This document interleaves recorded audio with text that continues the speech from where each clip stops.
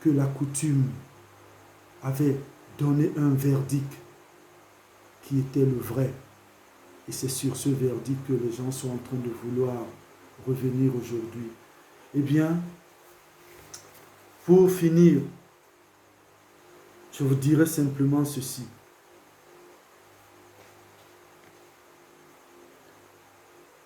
La dernière fois et la seule fois que je suis passé en Côte d'Ivoire et à Abidjan, je me suis uniquement arrêté à l'aéroport d'Abidjan. Je revenais de Dakar. Et comme ce jour était un jour exceptionnel, d'abord pour les circonstances qui me ramenaient au Cameroun, mais aussi c'est un jour d'histoire. Parce que l'avion s'étant posé à l'aéroport d'Abidjan, je peux encore me souvenir de la date parce que je peux consulter mon passeport. Il s'agissait en effet du 12 octobre 2012. L'avion avait été retenu pendant près de 40 minutes. Et le siège que j'occupais dans l'avion donnait directement au hall de l'aéroport d'Abidjan. Et j'étais là, sur cette fenêtre, cet hublot, et je vivais un spectacle des plus ahurissants. De nombreuses personnes qui travaillaient sur la piste, certains sont venus vers là où j'étais. Ces personnes pouvaient, je ne sais pas si elles me voyaient dans l'avion, mais elles me voyaient dans l'avion car leur position l'indiquait. Et m'adressaient des gestes de menace indescriptibles. Indescriptibles. Car j'avais dans cette histoire, j'avais fait des publications. J'avais eu des positions qui n'étaient pas assez confortables, qui n'étaient pas assez en faveur du président Ouattara. C'est d'ailleurs la raison pour laquelle je comprenais tout ce théâtre qui se passait au bas de l'avion en direction de ma personne. Mais quel est ce jour? À quoi correspond ce jour? Pourquoi cet avion reste aussi longtemps? Ce jour correspond au départ du président Ouattara pour Kinshasa, pour sa première réunion des chefs d'État, membres de l'Union africaine. On peut le vérifier. C'était un 12 octobre 2012. Eh bien, juste une parenthèse pour dire que le retour, la question sur le retour ou non au pouvoir du président Gbagbo, moi c'est une question qui ne m'étourdit pas. Car au-delà de la symbolique, le faire entrer en Côte d'Ivoire un 17, à mon sens, car, enfin, la première fois que j'ai été suspendu de Facebook, cette suspension a été faite de 17 jours. Donc, on comprend bien les choses. Mais le retour du président Laurent Gbagbo en Côte d'Ivoire, à mon sens, n'est que un retour normal de prise de pouvoir. Puisque la vérité est là, le président Gbagbo n'a jamais exercé le pouvoir. Il n'a jamais dirigé la Côte d'Ivoire. Donc ce serait une injustice, après avoir été victorieux à la Cour internationale de justice, de ne pas lui donner la possibilité de diriger la Côte d'Ivoire.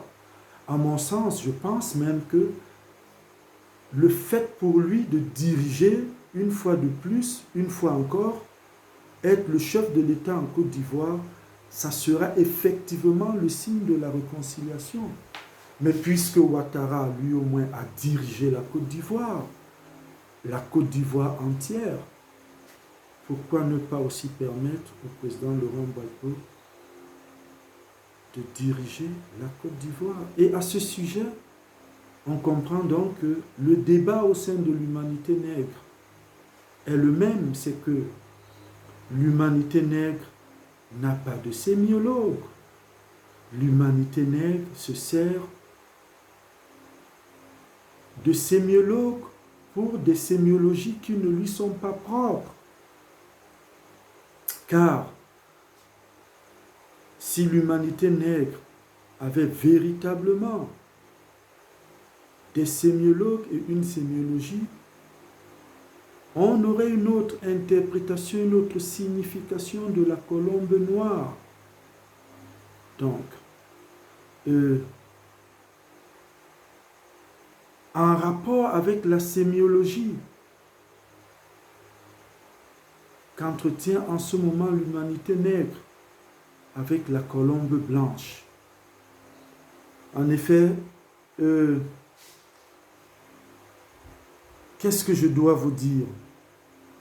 C'est que si j'ai le sentiment suivant lequel ma vie est menacée, mais je vous dirais simplement que moi, Boutout Lombeke qui vous parle, j'ai ce savoir en partie parce que j'ai été étudiant de politologie dans une université occidentale où j'ai eu ma Zwischenprüfung, l'université de Bonn.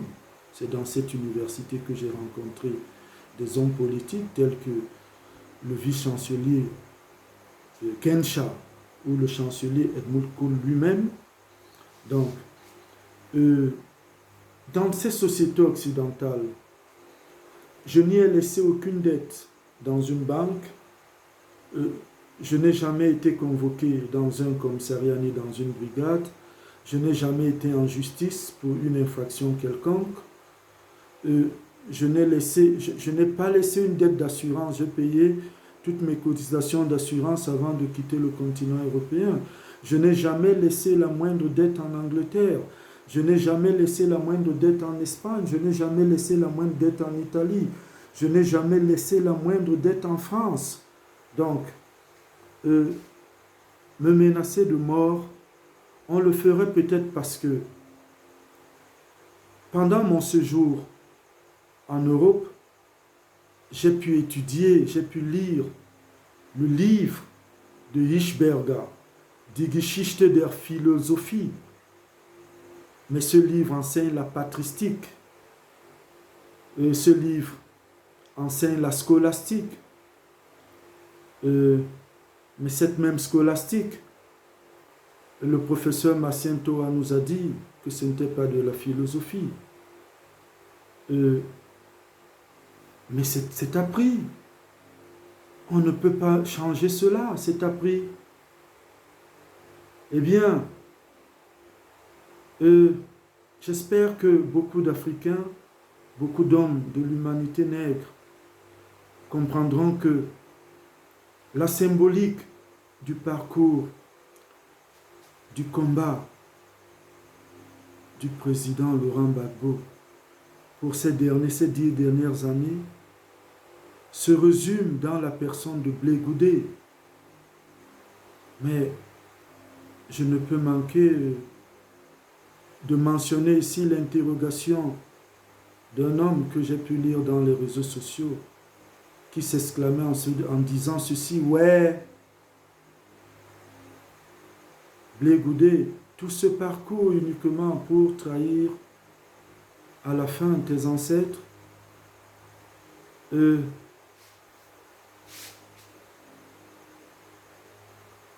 J'avais tout à l'heure eu besoin, lorsque je parlais à la vice-présidente des États-Unis, de lui rappeler que je connais un artiste camerounais, Francis Bébé, dont dans la biographie, on mentionne toujours qu'il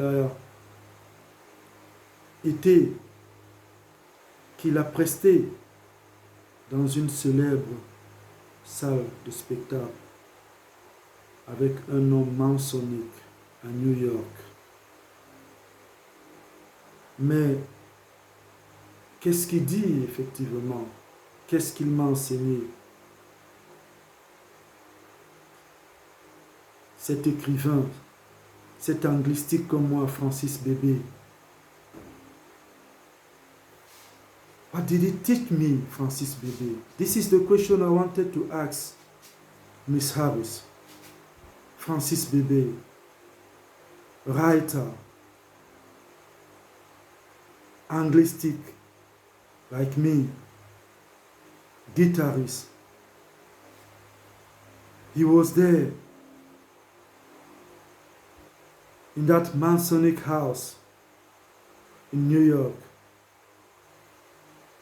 So the only song I can remember now from that man is in Douala language. Obin Jane Jom, Miss Kamala Harris, Obin Jane Jom, Njoma mdongo mwabwe ya mumateme no sawa. Miss Harris, Obin Jane Jom. À ceux qui m'écoutent, qui sont de l'humanité nègre, je vous dirai simplement que s'il est établi que le président Laurent Gbagbo découvre son malheur lorsqu'il est en visite à Rome, en effet, lui comme historien devait savoir qu'il n'y a pas seulement Rome, mais il y a aussi Avignon. Je vous remercie. Bonsoir.